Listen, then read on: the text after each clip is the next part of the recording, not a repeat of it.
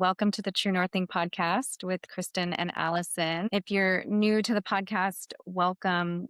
If you haven't already, subscribe to the podcast wherever you listen. It helps us reach more people, and that way you get notified when a new episode comes out. And be sure to leave us a review if you've been listening and loving the conversation. What is alive for me this week?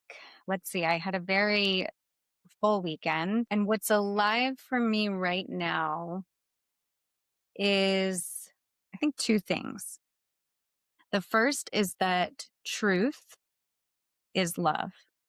Speaking your truth is an act of love. It can only amplify the field of love, if we want to say it that way. Being in your truth, speaking your truth. The second is that your radiance is for you. It's for you to enjoy basking in your own radiance. It's not for anybody else. Other people may enjoy your radiance and benefit from your radiance, and that's wonderful. But first and foremost, it is for you. What is alive for you this week, Allie? Something that's been present for me this week and for many weeks is in that I'm actually observing around me as well as this state of in between in big life choices.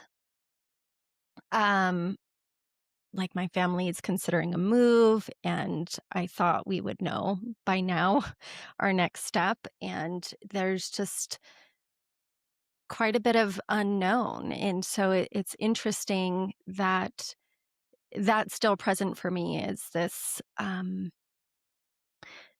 in between in life in navigating big choices and circumstances and being present with that and what's being asked of me, what's required of me, and navigating the listening and um, of what's aligned for me and those in my family. The other thing that's really alive for me right now and has been for a bit is exploring my relationship to my faith and my spirituality and my connection to a higher power, God. And that's feeling really present for me in a really big way. And for a long time, I felt quite lost and disconnected. And right now, I'm feeling a deep sense of connection. And so that's really beautiful to have and know as I'm also navigating so much unknown. Isn't it beautiful how these things can and do often continue to unfold and develop in new and sometimes unexpected ways as we age, as we grow and we move through life? Like maybe somebody who was never brought up with religion and maybe have really strong feelings against religion because they had negative experiences or they heard about the negative, the dark, shadowy aspects of religion. And then, as life happens and we grow and just really stay open, I think. Just stay open to life and to love and to new experiences and new information, just allowing ourselves to grow and change with time and experience. We we can have shifts about things we maybe never would have expected. So I love that you're sharing that. And clearly, I mean, I say clearly because it's apparent to me, but there's a big kind of collective opening, it feels like, too, around spirituality and yeah, not even religion, but spirituality, just connection to something bigger than than us. So I love that. I also really like what you said about the in between, that feeling that tension of not having clarity about what to do about a certain situation or what decision is the right one, which path is the one you're supposed to take or is most aligned. And that can be a really uncomfortable place to be for me when, especially in my mind, I might have things I want to do or experience, or there are things that make sense and decisions I feel like I need to make or steps I should be taking.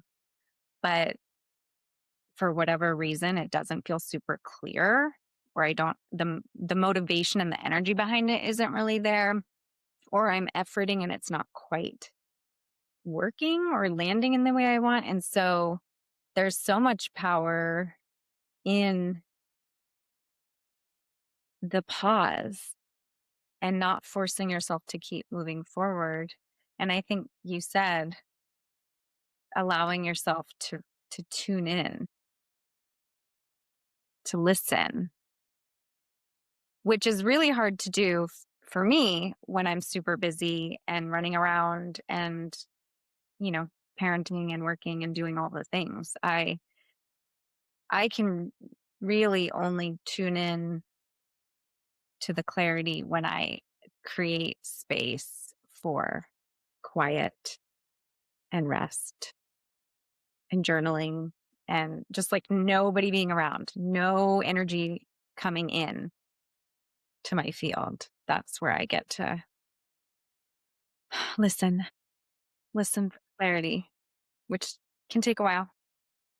Yeah, this is taking much longer than I expected, and we have, like, deadlines as far as school applications and things like that, and so it's really strange because I don't sense a clear direction or guidance right now besides that there is movement happening.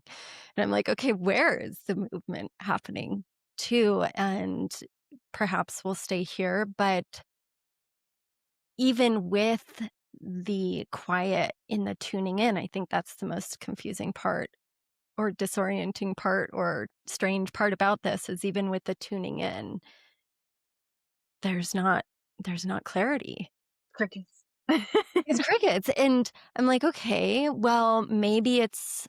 I think how I'm not much of a pros, cons list person, although I find that to be really helpful. I'm more of like, I feel the answer within, I feel the guidance within, and then, like, it just feels like there's a clear path that I know is in alignment, and I'm not feeling that right now, and so it's super strange and unfamiliar, and I'm wondering if I'm being asked to maybe make a choice from a different way this time. Maybe it's more practical than guided, Mm, or maybe it's more of me initiating than feeling um, led.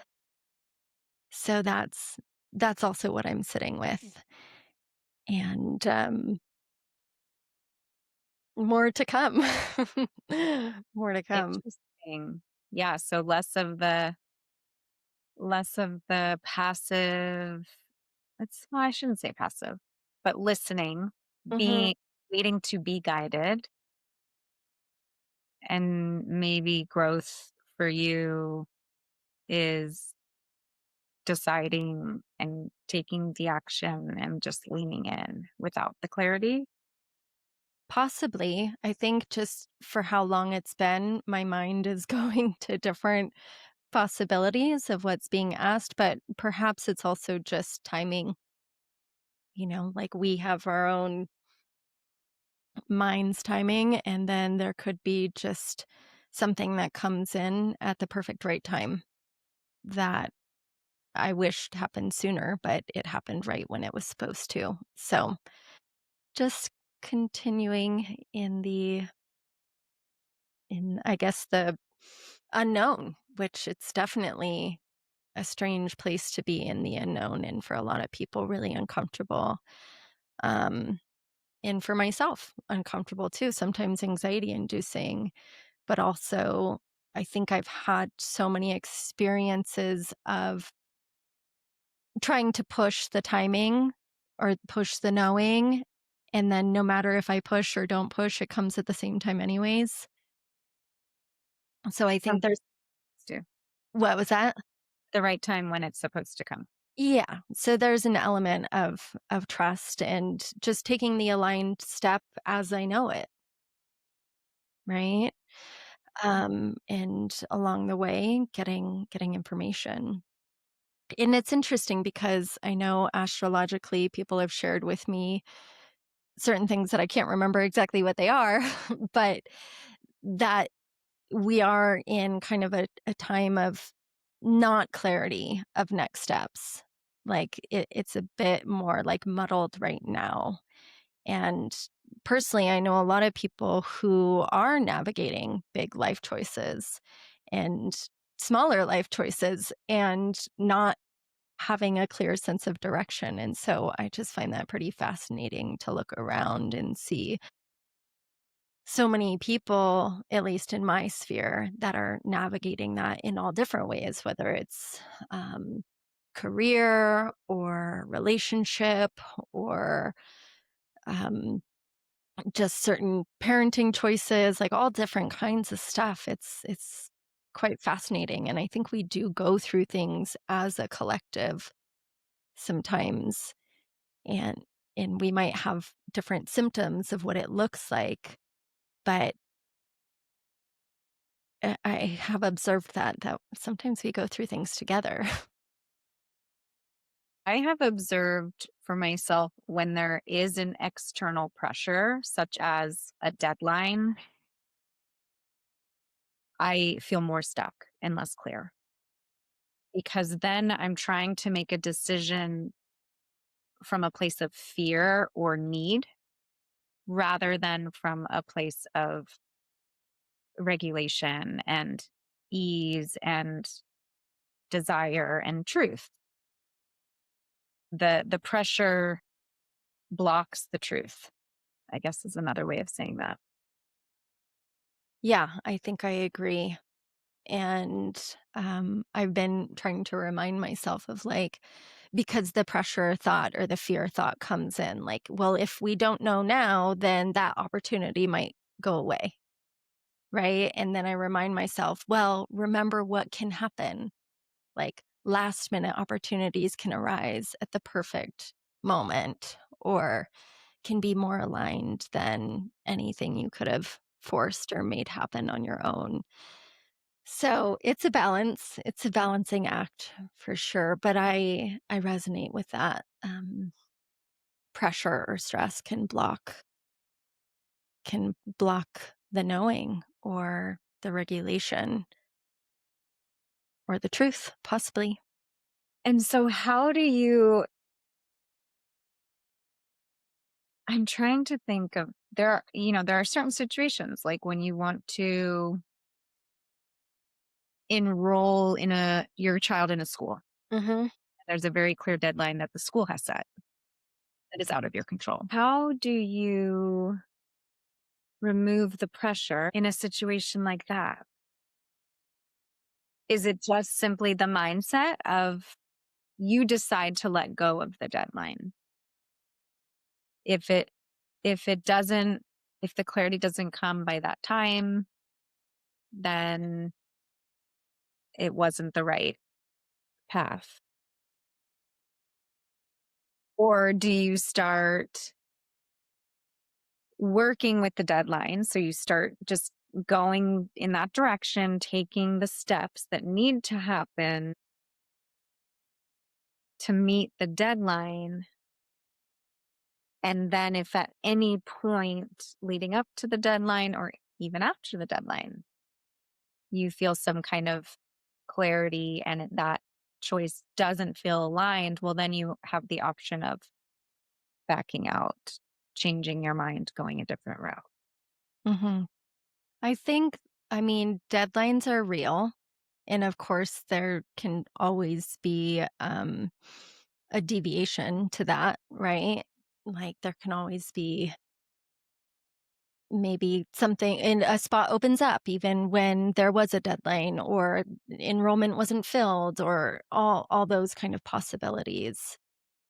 Um and at the same time, sometimes there's a hard line. And so I would say it's a mixture of both, of working with the deadline and giving yourself the opportunity. But if you have to pay, like a Right, big well, you have to pay for the application, right? So you have to pay for the application, and then, of course, if it's a private school, then you have to pay for, enrollment fees or to hold your spot and all of that kinda stuff, and so, yeah, we're not at that point yet, but, um cross that bridge when we get there. But I wouldn't pay an enrollment fee unless I knew I was gonna go there. So I think I would just have to trust that it wasn't aligned if I didn't know by then. Yeah, and some people may make a different choice. They'd wanna have a spot secured to give themselves more time. Um, yeah. But one thing that you shared of truth is love really resonates with me and also something that I've been learning and leaning into. And so I'd love to hear about that more. I'll just say personally that I think for a long time I envisioned love as like always gentle, always soft, always nurturing, always caring, always maybe looking like love. And truth can sometimes not look like that. And not in like that it's mean or unkind or hateful or anything like that, but that it can be bold and strong and courageous and boundaried or have a limit or um, express adversity. Like love doesn't mean like it can, what was that? cause injury. Yeah, cause injury, right? And so I know that my idea of love is expanding to include, and has been for a long time, but to include those other things that I mentioned and that truth. Yes, naming truth, even if it's not what somebody else wants to hear or it doesn't make somebody else feel nurtured or cared for or something immediately, that it can still be loving in a bigger, more expansive concept. Yeah, what I think about is when we show up in our truth and we offer truth, it's an act of love towards ourselves, honoring the self, honoring what we want and what we need and what's alive for us. And it liberates the other person. It invites them into truth as well, even if it's a difficult truth or a truth they weren't expecting or in the moment feels hurtful. At the end of the day, my truth invites the other person into their truth. And it invites growth and connection. It does invite connection because if we're not in truth, we're not really connecting. You're not really connecting with the real me. Right. Right. You're not connecting with the real me. I'm not connecting with the real you. We're operating on some like false level of what we think love looks like. And as I mentioned, love in my mind, I think for a long time meant like being passive, letting things go, like roll off the shoulder, not not having like an authentic feeling, and that authentic feeling being love as well. And right, connecting in truth is love. And truth can be, um, yeah, naming something that didn't feel good or that was hurtful or a pattern that you're noticing or whatever it may be, so that both people can see clearly together and make steps into more authenticity and wholeness in true intimacy. Exactly. I was just thinking that real intimacy, that's what truth allows for. I read a quote recently and I cannot remember where I read it, but I wrote it down and it said, "There is no fear in love, but perfect love casts out fear because fear involves punishment, and the one who fears has not been perfected in love." Okay, I think this is from the Bible. I I mean, it sounds like it. it's a Yeah. I think I heard it on a podcast and somebody was citing a verse from the Bible. So, apology. Don't know which verse that is. But that to connect that to the truth piece, if we're not in truth, usually that's because we're afraid. We're afraid to speak our truth because it may injure, because it may cause a reaction we don't want. There might be a consequence. And so it's kind of this love versus fear approach to life. I don't want to make decisions and limit my expression or the level of intimacy I can experience in relationship because I'm afraid. I want to approach life from a place of love and knowing that if I am being fully authentic and honest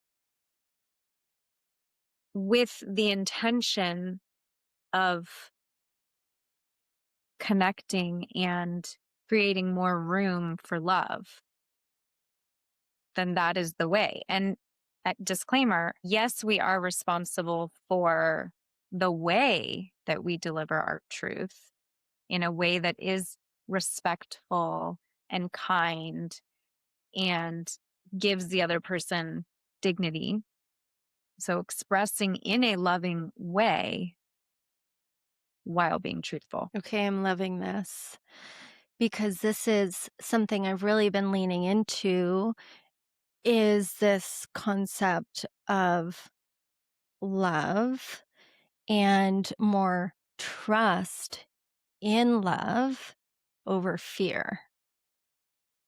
And that love is this pervasive guiding force, and that fear does cut us off from Constricts that. our energy, cuts us off, limits. Yep. Right. But I think that if we don't trust love to guide the way, then we seize up and we feel afraid, and then we make choices more from control versus trusting in a greater force guiding us. And exactly what you said, the delivery is our responsibility, and making sure that as we're communicating our truth, it is from the well of love for the life and the truth that flows through me, acknowledging that it's connected to you and that more love can be built through this trust in love. That's beautiful. Well, I've been feeling it just way more personally, and it's really allowed me to relinquish control and see all the places that I grasp and feel like, oh, it's just me holding on and keeping things together. And I have to be the one making the choices, and not necessarily regarding move, but just anything in life. And leaning back more into this force of trust in love has been super powerful for me. In noticing, I'm constricting, what am I afraid of right now? What truth am I afraid of? What am I afraid of what's gonna happen? Or it's a really interesting opportunity to notice the difference between fear and love. And I think love can look, as I mentioned, of just the ways that I maybe presumed love looked. I think love in a lot of ways can look different than maybe what we've been taught or imagined or assumed. So I'll give an example of this. There was an exchange I was having with another person where it was a really positive exchange. This is somebody I really care about and trust, and everything was going great. And then there was a moment where I noticed myself start to shut down a little bit or kind of pull my energy back because of something that was said or was happening. And I had a moment of wrestling with myself internally, wanting to just stay present and um, kind of coaching myself to stay open, stay connected. I guess, in a way, kind of talking myself out of what I was feeling, what had come up for me. Like, well, it's not that big of a deal. Just keep the conversation rolling, right? Just stay. You don't need to make this a thing. And so fear for me in that moment said, don't make a big deal about this. You're going to make them feel bad for something that I don't want them to feel bad about. If you bring this up and bring attention to this, it could cause a rupture, a bigger rupture. Maybe it'll cause them to pull away from me. So this is the fear dialogue I'm having in my head. And then when I leaned into trust and love, trusting that they could handle my truth and trusting that I could deliver it in a way that was loving, and that, whatever came from it, I could handle. I chose to pause the exchange and ask permission to share my truth. And then I did. And I simply shared, hey, I noticed when you said this, I started to kind of close off. And I noticed that this was happening for me, just sharing what came up for me. And I'm so glad I did, because in that moment, it allowed for a really big emotional release for me to happen, because in the past, I would have just not spoken up. That was my patterning, was just to hold it in and try to kind of hide that I was constricted and shut down. I just tried to kind of pretend that everything was okay. And so breaking that pattern and allowing myself to share my truth allowed for not only a beautiful kind of healing experience for me, but it also allowed for so much more connection and safety in the relationship. Hmm. People do feel safe in authenticity. Like there is a settling that can happen within truth that simply can't happen when it's ignored. So, what really helped in that instance is that the other person could hear, they could receive my truth, and they could stay really loving and grounded. And I recognize it would have been a different experience had they seen my emotion and heard my emotion. If they had reacted defensively and started having their own kind of emotional reaction, like, oh no, I that's not what I meant, like trying to fix it or cover it up or minimize it or any kind of reaction like that, it could have changed the outcome. And certainly that's what a lot of us have experienced when we've shared our truth, is that sometimes that other person cannot receive it. But regardless of what the other person was doing or how the other person responded, there was still something there for me that was healing in owning my truth and loving myself enough to let my truth enter the field, let my truth breathe and exist in the space between us. And even if there had been reactivity from the other person in the moment, if they actually care about me and the quality of our connection, they would be able to circle back maybe the next day or an hour later or whatever it is to receive that better or with some reflection or to repair. What a beautiful sign of love. Somebody willing to listen and be present and accept your truth and see it with you. And like Yeah. you said, like it was a healing experience in itself for you to be present and acknowledge and welcome and express your truth and let it be heard and witnessed. Like that was one thing that was big. And another thing was to have it received and loved by someone else and be able to connect in the truth and the clear seeing together. That is an experience that not a lot of people get, and yet is so vital and important and healing.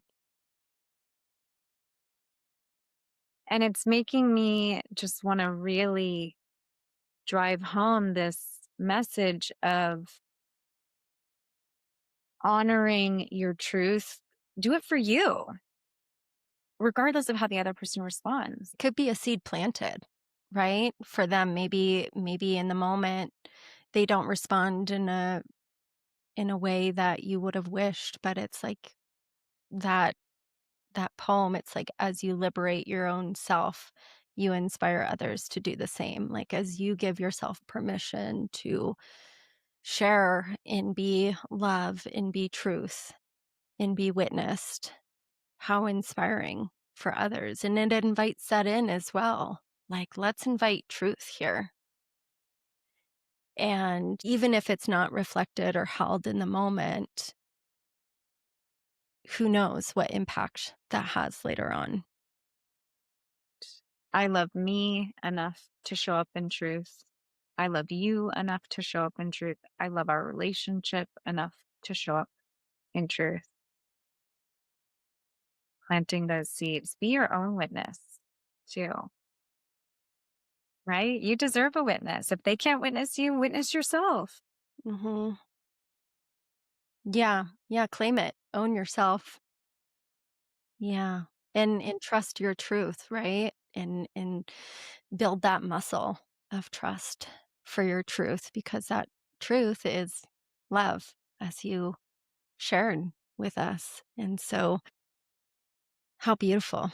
Thanks for sharing that story. Yeah. Thanks for tuning in, everyone. We'll see you back next week. Thank you everyone.